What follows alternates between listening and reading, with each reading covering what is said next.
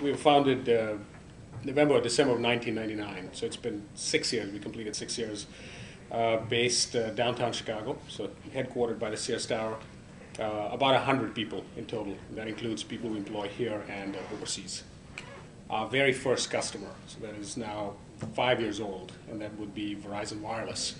And so everybody knows Verizon Wireless. It's the largest wireless company in the country, and they have very substantial IT operations. So what they use our product for is to engage better with their suppliers of contingent labor, of consulting, and of projects. So these are people that might range from staffing firms such as Adecco or Kelly Services to consulting firms such as Accenture or Bearing Point, and then project providers, and these might be offshore providers, other types of providers. So what they do is they use our platform to procure their services, to pay them, and to engage better with them. In the early days, you're an entrepreneur, and you're primarily looking for people who are, for lack of a better term, referred to as Swiss Army knives of human beings. They can do many things, and they can do most things pretty well. You know, selling and sort of a customer orientation need to be one of them. And so very simplistically put, in your earliest days, you're looking for somebody to build your product and then someone to sell it. And within that definition, you're looking for someone who can be a Swiss Army knife. As you get bigger, the roles specialize. So at the stage we're at now, that isn't good enough. The generalist is not good enough. So you're looking for people who have a spike in a particular area, selling, product development, deep on the technology and the infrastructure.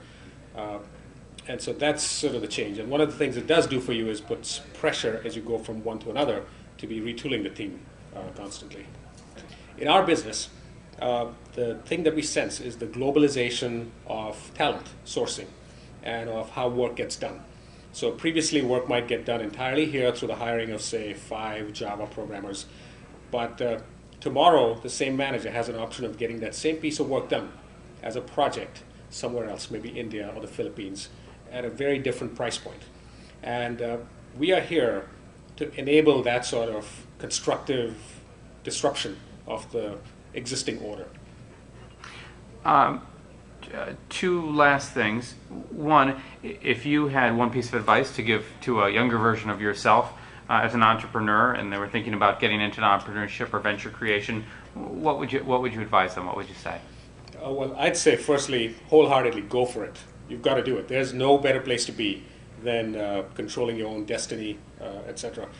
But as a practical matter, I would say you have to pick up some skills. You have to be good at something. Otherwise, you're just a generalist. And passion and energy and so on will take you so far, but you have to have insights about some subject. So start a company in an area where you feel you have certain expertise. Don't be a professional entrepreneur. That doesn't work. So prior to this, I co-founded with 2 very close friends another firm called Quinox.